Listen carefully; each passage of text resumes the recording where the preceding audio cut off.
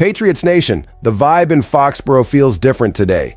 There's a big shift happening on offense. An old face could be walking back into Gillette. The locker room just sent a strong message about the new head man, and one of the most important units on the roster took a hit. All of that ties directly into the rest of this season and what we expect from Drake May and company. You're not going to believe what we've got today. So get comfortable, drop a like, and let's dive straight into the news. Tell me what excites or worries you most. Let me ask you something, Patriots Nation. When you watched the offense on the field against the Bengals, did you notice something different in the way this team ran the ball? It wasn't just your imagination. There was a quiet change, one of those moves that doesn't show up on the scoreboard right away, but says a lot about how the coaching staff really sees this roster. And in the middle of a playoff push, that kind of signal is gold, because it shows who earned trust and who suddenly stopped being untouchable in this offense. Instead of that old familiar script with one name dominating almost every snap, what we saw was a balance broken on purpose, a choice, a statement. The guy everyone expected to come back from injury and immediately reclaim his throne in the backfield suddenly wasn't the main focus anymore. He was sharing work, and honestly, he was losing ground to a player who just arrived, but is running like he's owned this backfield for years. When a rookie starts grabbing the spotlight like that, it's not luck, it's planning. Tre'Von Henderson basically took over as the RB1 against Cincinnati. Even with Ramondre Stevenson back from that annoying turf toe injury, the rookie stayed on the field longer, especially early in drives when the game script was still being written. Stevenson showed up more in obvious passing downs and in specific red zone situations, but the heartbeat of the run game ran through Henderson's explosiveness. That completely changes how defenses need to prepare to face New England. And look at the strategic detail here. Henderson brings that burst, that quick cut that punishes any defense that hesitates for even a second. Stevenson, we know, is the hammer, the bruiser, the guy you trust on those heavy third downs.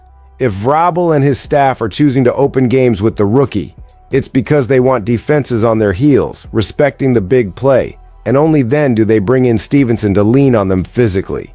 It's like having two different offenses in one backfield, and that can be lethal in January. But this also shakes up hierarchy, ego, and future contract talks. Henderson is, in practice, grabbing this job with both hands. If he keeps producing at this level, you can absolutely picture a world where Ramondre is no longer the central piece in how this offense is built. So I want to hear from you. Would you keep this split the way it is, or would you feed Stevenson more volume again? There's something funny about this season, Patriots Nation. Every time we think we've got this passing game figured out, something happens that flips the script. And today's twist involves a name loaded with history for this fan base. A guy who already shined in Foxborough, left, bounced around the NFL, and now finds himself free on the market with the power to choose where he wants to go next. Brandon Cooks is officially available. When a veteran with that resume, with experience in multiple systems and deep playoff runs, hits free agency this late in the year, every contender at least takes a look. But for New England, the story goes deeper. Because this isn't just any wide receiver. This is a former Patriot, someone who already learned this style of football, who put up over 1,000 yards in this uniform, who delivered in the postseason, and knows exactly what it means to compete in Foxborough. That changes the entire conversation. He left New Orleans without being a real factor, had a quiet year, and now finally gets to choose his next home. So the question that's been bouncing around since the news broke is simple. Does it make sense to chase this reunion, or is that just nostalgia mixed with the urge to stack the offense? Let's be honest, the current group already looks a lot better than what we've seen in recent years. Stephon Diggs is the clear alpha, Kayshon Boutte is growing into his role, Demario Douglas is becoming that reliable separator underneath, and Mac Hollins brings size and physicality on the outside and in the run game. This isn't a unit in desperation mode. But you know how the NFL works. In the playoffs, depth wins.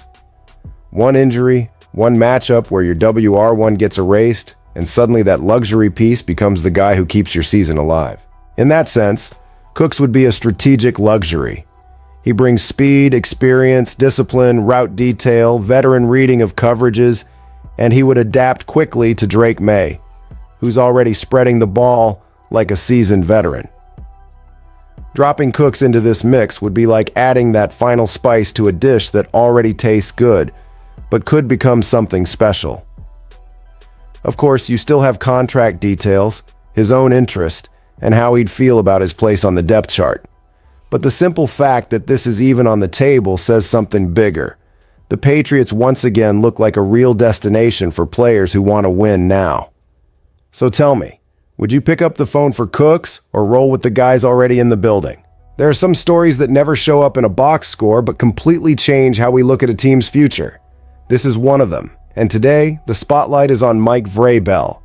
And the stamp of approval didn't come from just anyone. It came from the face of the franchise, from the guy carrying the weight of Foxborough on his shoulders, from Drake May. Before we even get into May's comments, you have to understand the backdrop. Vrabel arrived talking about culture, about rebuilding the way football is lived inside Gillette Stadium. A lot of people doubted it. Some rolled their eyes. Others said the adjustment would take years. Years. With this team sitting at 9-2, riding an 8-game winning streak, with the offense humming, the defense flying around, and a quarterback playing at an MVP level, that idea of a slow rebuild almost sounds like a joke. The change was fast, it was deep, and it was embraced. So when the leader of the offense steps up and says, "We love playing for him," that is not empty talk. That is a culture stamp. That is the locker room putting its name behind the head coach. It shows that Vrabel managed to win over an entire roster in a matter of months, something that almost never happens in the NFL. Mai knows the weight of his words, and he chose to use them to lift his coach. Vrabel also knew exactly what he was walking into when he took this job. An elite talent at quarterback, just waiting for better support. He's already admitted that his familiarity with the organization, and especially with Drake May's potential, were key reasons he said yes to New England. It was a bet that is paying off in a big way. Just watch how this team behaves.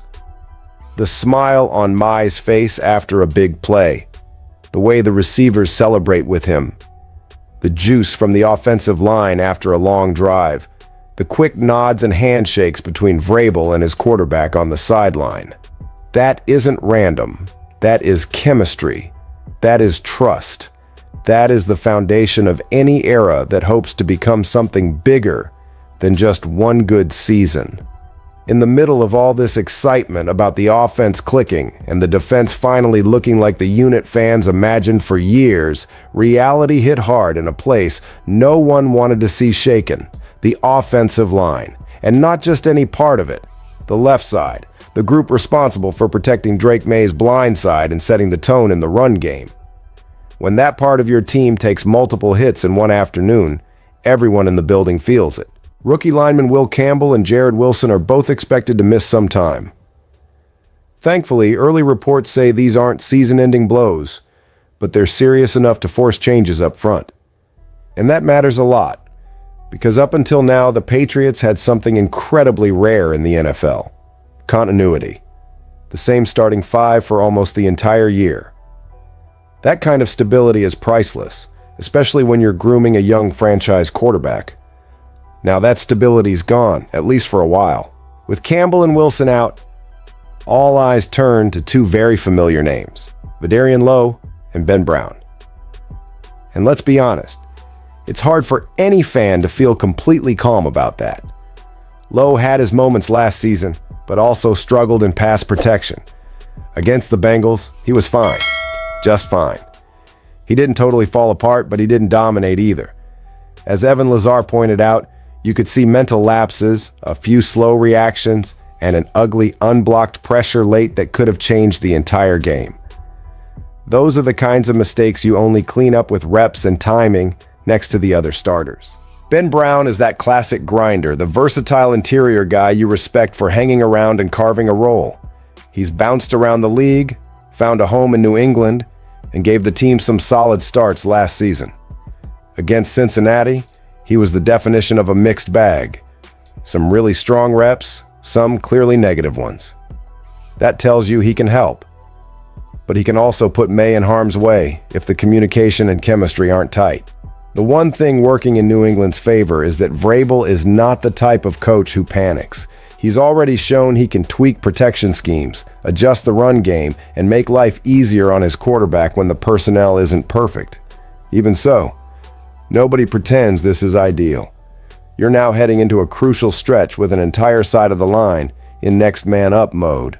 So the question becomes unavoidable. Do the Patriots trust Lowe and Brown to hold it down until Campbell and Wilson are back? Or does this push the front office to look at the free agent market and practice squads for help? You can already feel that debate building among fans and inside the building.